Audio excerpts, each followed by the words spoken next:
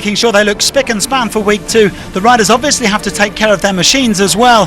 Ignacio Casale's quad hasn't let him down so far, but Kadir is still a long way off. It's the calm before the storm, but it's soon time to get back in the saddle. He is one of the heroes of the rally, winner on a bike in 81 and 83, and then becoming the first to also win in a car in 92. Hubert Auriol returns to the Dakar. The Dakar represented a lot for me, so to come on the bivouac in Saudi Arabia is a real pleasure to discover this country we didn't know. One of the moments the world remembers of Auriol is his battle with Cyril Neveu in 87 that ended dramatically.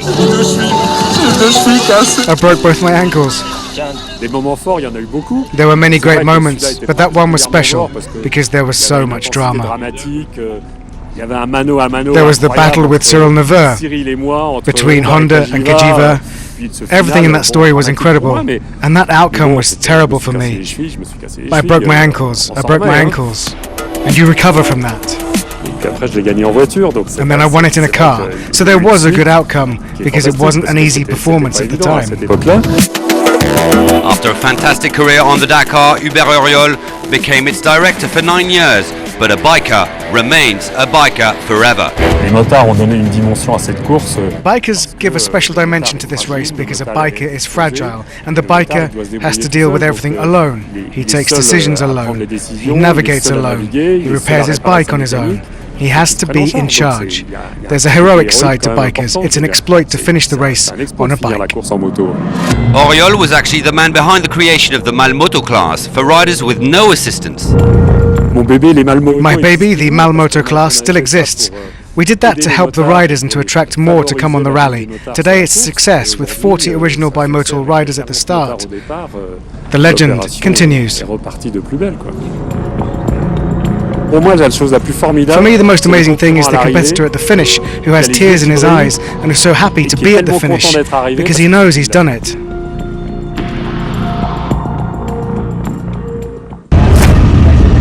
Rest day. Here we are. That's all of the epic journey we've had this week. Lots of rough stuff at the beginning of the week. Smoothing out, ready for next week. Enjoying the rest day. My mate looks in good shape. Good shape, Patrick? Good shape. What are you going to say today? Dakar heroes, baby! Dakar 2020 got underway at the start ramp in Jeddah. The stars and the cars, including Fernando Alonso, getting a warm welcome from Saudi Arabia. It started with a shock winner of stage 1. Zala put his name in the history book. With this car, and it's a totally different beast from what we had before. It's such a nice car. Also in a different car to his usual ride, F1 and Le Mans champ Alonso, on his Dakar debut, spent hours on stage 2 repairing a broken wheel. It's part of the adventure. We're living the Dakar at 100% with all its consequences. Ruining similar consequences was fellow Spaniard Nani Roma, who lost over 5 hours Wednesday puncturing all the tyres on his new Borgward and was forced to wait in the desert for assistance. This has also been a Dakar to forget for young Polish star Jakub Przygoński. Plagued with mechanical problems, he's 38th and 8 hours off the win he hoped he could achieve. We lose chance to fight for the podium for sure, and this is my dream from few years. That's all that's left of Sheikh Khalid Al-Qasimi's Peugeot and 2020 hopes. Luckily, the crew are okay. The same stage proved terminal for Vladimir Vasilyev, the Russian crew forced to watch as their Mini burnt to the ground. One of 2 Saudi drivers really shining on the world stage, Yassir Saidan's X-Raid Mini finishes the week in the top 10. Bernard ten Brinker has really been putting his Toyota Hilux through its paces. The Dutchman is in 8th overall. Giniel de Villiers completes the first week with 1 stage win, but the former Dakar victor is ultimately way down the rankings in 7th at the moment. The 2-wheel drive Century Racing buggy of Mathieu Serradori has been consistently in the top 6 and comfortably in 6th overall. Now the Dakar may have left South America for the new chapter, but it's brought Orly Terranova with it, who sits in 5th. Saudi driver Yazid Al-Raji, back in a Toyota and with a new co-driver, is the best of the rest in 4th. Monsieur Dakar Stefan Petterhansel has lost several minutes several times, getting lost en route, coping with a new co-driver and notes in English, but is still in touch with the leader. It was not the perfect stage, but it's not finished. At least it feels good to win a stage. Nasser Al Attiyah won the Dakar last year, finally giving Toyota their long-awaited win at this event. But in defending his title, the Qatari is struggling with the Hilux, especially in the dunes. We finish 4 days from Dakar. It's like 10 days, you know. It was really difficult, Dakar. Also feeling the physical effects of this bone-shaking endurance rally raid, Carlos Sainz seems totally in control in his mini buggy, and on stage 5 showed his hunger for the win by passing both his teammate Petterhansel and rival Al Attiyah in this breathtaking on-stage three-way fight to the finish, which symbolises the entire Dakar 2020 battle in a nutshell. Leading from the front, could the rally legend be in line for his third Dakar win for a third different manufacturer?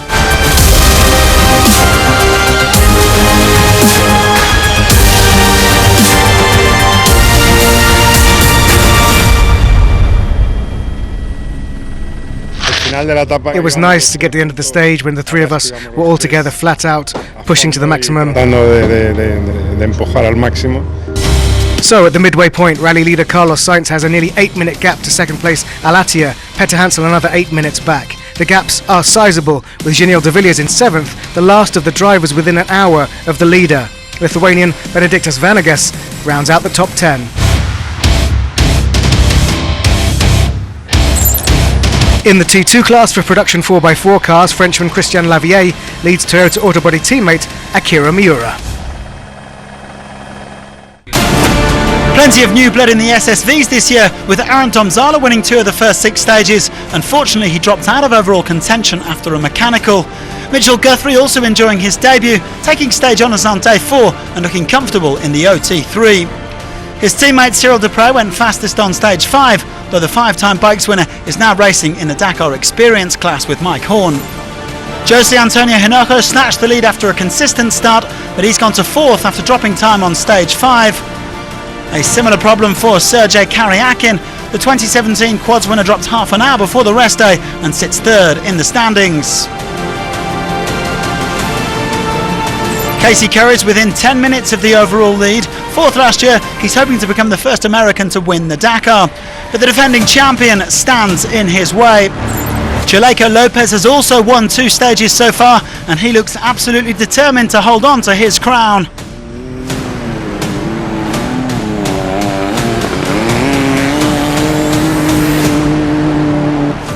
A bit of a gap from the top 2, Chaleco and Curry down to Karyakin, with Hinojo and Guthrie making up the top 5. After a marathon week for the cars, the bivouac in Riyadh, a chance for repairs and for the drivers to relax and share their stories. Still a long way to go? Well, I feel a little bit second hand. You know, especially the neck. We're 3 drivers who have won the Dakar, and of course we know each other very well, along with Nasser and with Stefan. Both of them are amazing drivers who have won so many times. And the truth is that they're also very tough competitors. So normally it was planned to do a quick show with And this is proving to be a real clash of the Titans, and 3 real Titans right there. Hubert Auriol, Nani Roma and Stefan Petterhansel. Well, we made a few too many mistakes at the start and a few after that, so it's going to be hard to catch up. We don't really have the speed to outrun the other guys, and it's going to be hard to catch up if they don't make errors or have technical problems.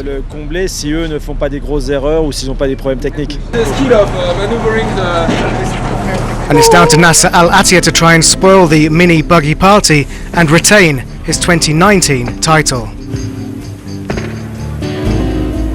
It's not easy for everybody, even for me, you know. I like more sand, but I try to do my best because it's the mini buggy, it's really fast, and Carlos and Stefan, you know, always together, helping each other, you know. But okay, I will try to do my best and to win this race.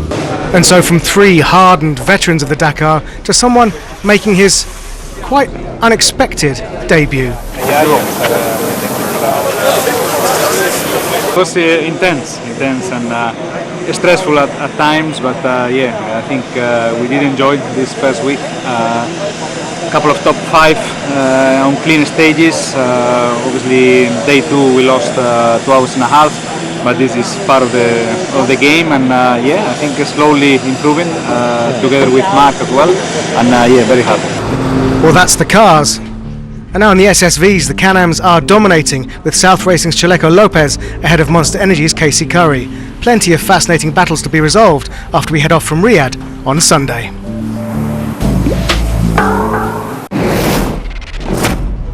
Since their heroes' welcome in Jeddah, the trucks have had a lot to contend with on the first week of Dakar 2020. The brutal Saudi Arabian landscape has definitely taken its toll on these, the biggest of the vehicles competing in the world's greatest endurance rally raid. About half the field has already retired.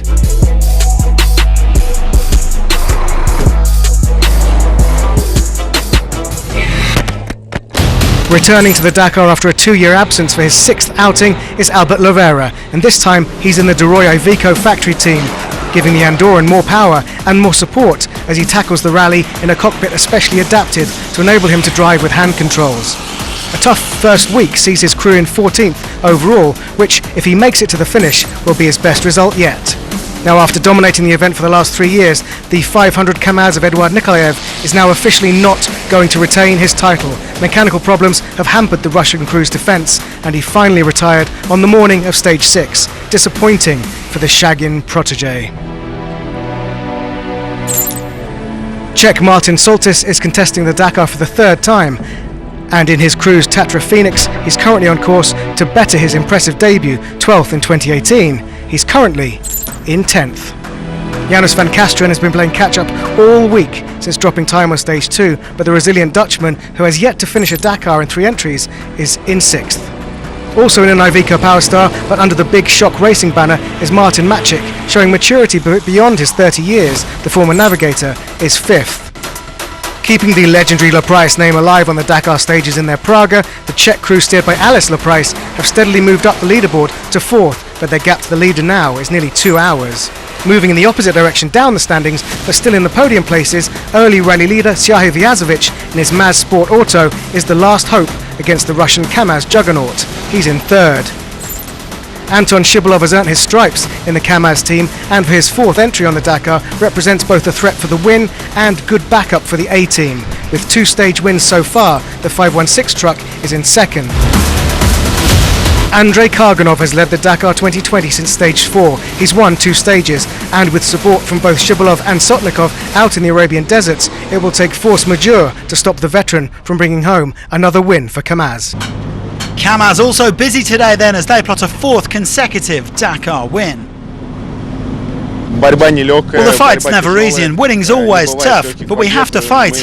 Our rivals are still in contention and they're not just quick, they're very quick, so we have to keep going faster and faster. You heard it from Karganov himself, it's going to be even more fast and furious next week. It's now time to focus on the second part of the rally, and everything remains wide open. In terms of sport, we have big battles ahead. The gaps are widening, but the battle remains open, especially in the car race, and that's great. The navigation has been decisive at the beginning of the rally. Now will be more in dunes. We'll enter a second phase of the rally, but it's very open. We go crescendo. We've witnessed few dunes in the first week. Now all the stages have a dune part. We enter a huge desert. It's a lot flatter. The landscapes are going to be different. Some are waiting for this part, especially the 4x4 cars that want to gain time on the buggies. It's a rather different second phase compared to the first.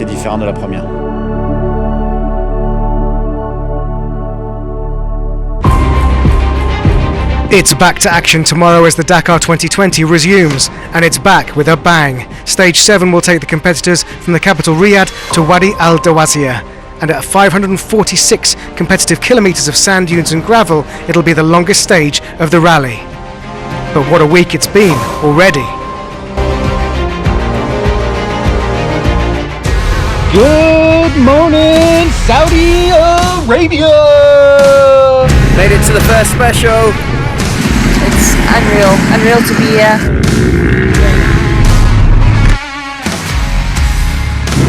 So that's done. Getting ready to go.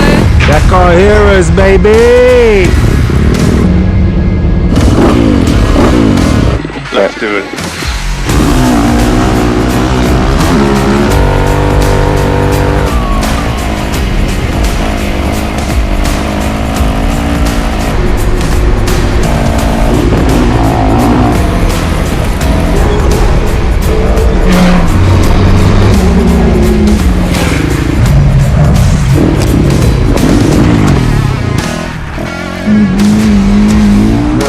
So you have to go fast, don't be brutal on the car, be extra careful. Fernando Alonso over there. Big deal, isn't it? Today's landscape has been absolutely insane.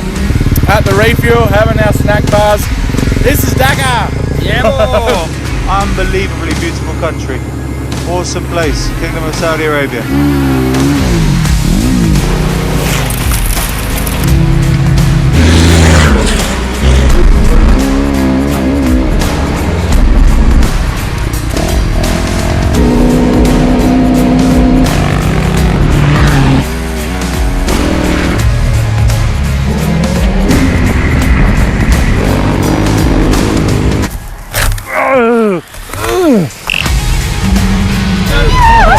We're going that way.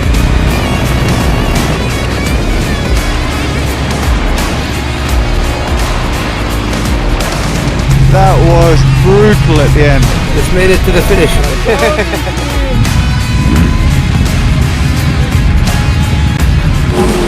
See you guys later.